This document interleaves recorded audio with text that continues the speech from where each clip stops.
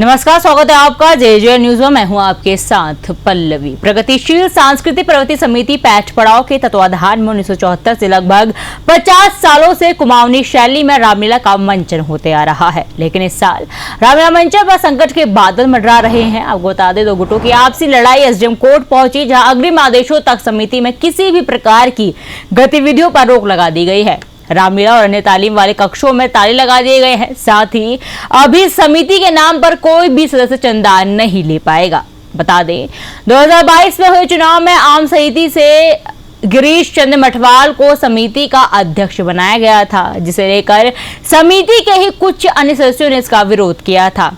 इन सदस्यों द्वारा chit fund society Haldwani में नया चुनाव कराने और आजीवन सदस्यों के चुनाव की अर्जी दी गई थी, लेकिन हल्द्वानी चिट फंड सोसाइटी से भी जब मामला नहीं सुलझा तो उन्होंने मामला रामनगर एसडीएम कोर्ट में दर्ज कराया। बता दें, 4 सितंबर से रामलीला के मंचन को लेकर तालीम की तैयारी होनी थी, लेकिन एसडीएम के निर्देश पर पर्वतीय समिति के संचालन पर रोक लगा दी गई है। साथ ही अब समिति में अग्रिम आदेशों तक कोई भी काम नहीं होगा।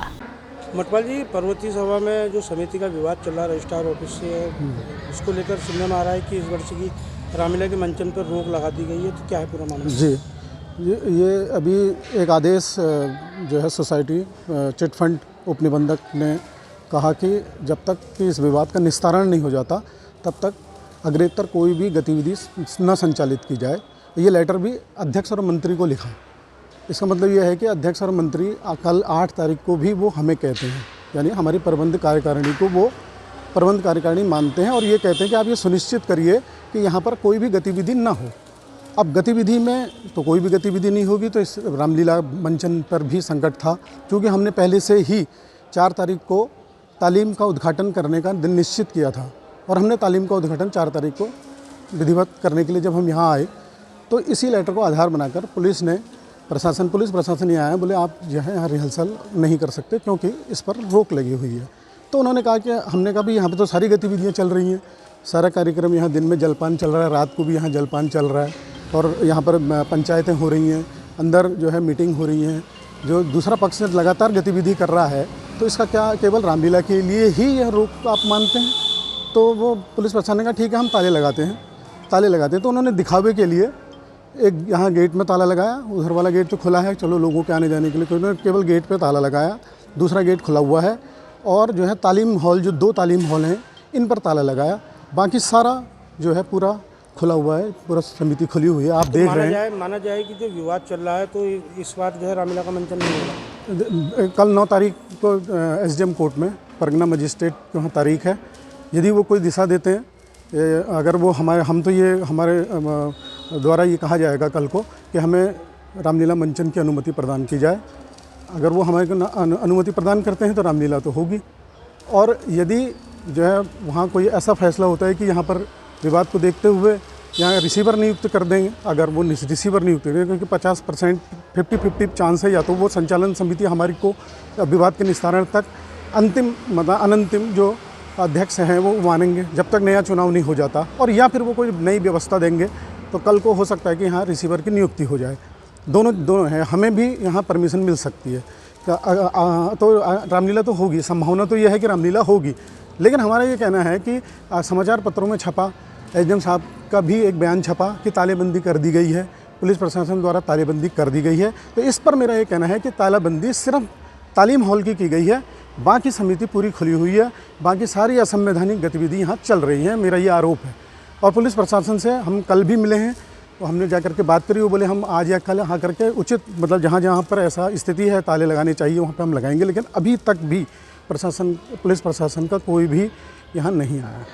ऐसा सुनने में आ रहा है कि जो रामनगर की करीब 50 साल से पुरानी रामलीला प्रगतिशील सांस्कृतिक समिति, उसमें समिति का कुछ विवाद चल रहा है, जिसके चलते सुनने में आ रहा है कि इस बार रामलीला मंचन पर रोक लगा दी गई है। तो आप भी उसमें द्वितीय पक्षी की ओर से पैरवी कर रहे हैं, क्या है पूरा मामला? सभी को मेरी ओर से प्रणाम।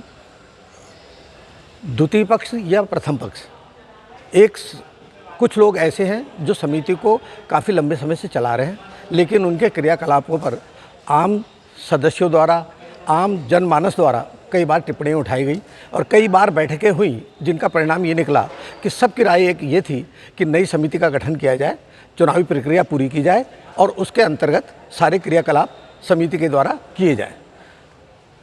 इसके चलते हुए बीच में किसी पार्टी द्वारा एक यहाँ कोर्ट में अपनी तरफ से एक स्टे भी लगाया गया था, जिस पर कोर्ट ने उस स्टे को खारिज कर दिया।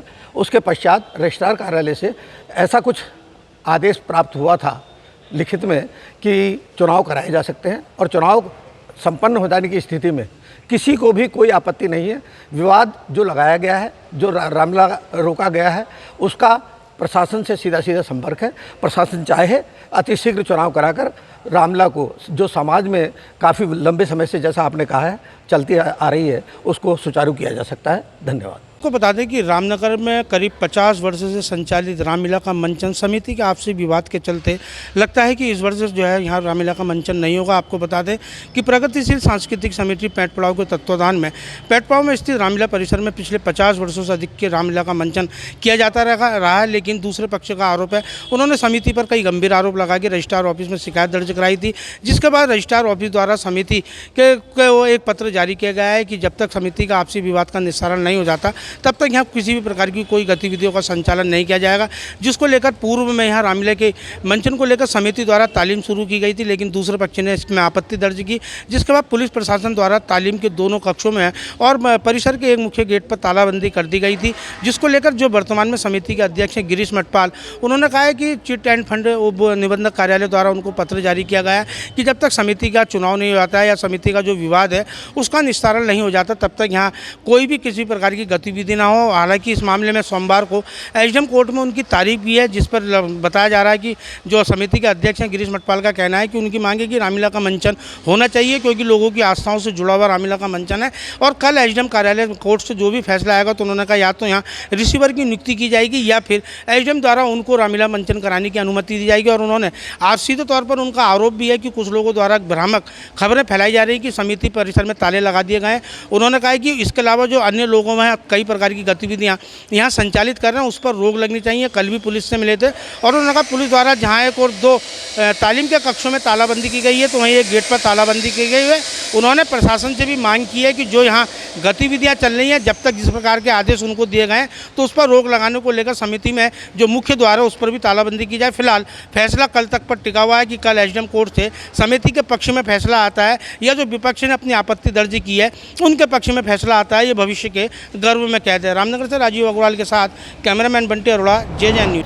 तो एक खास रिपोर्ट तैयार की थी आपके लिए हमारे संवाददाता राजीव अग्रवाल ने। फिलहाल इस रिपोर्ट में बस इतना ही। ऐसी ही तमाम खबरें देखने के लिए देखते रहिए JJ न्यूज। धन्यवाद।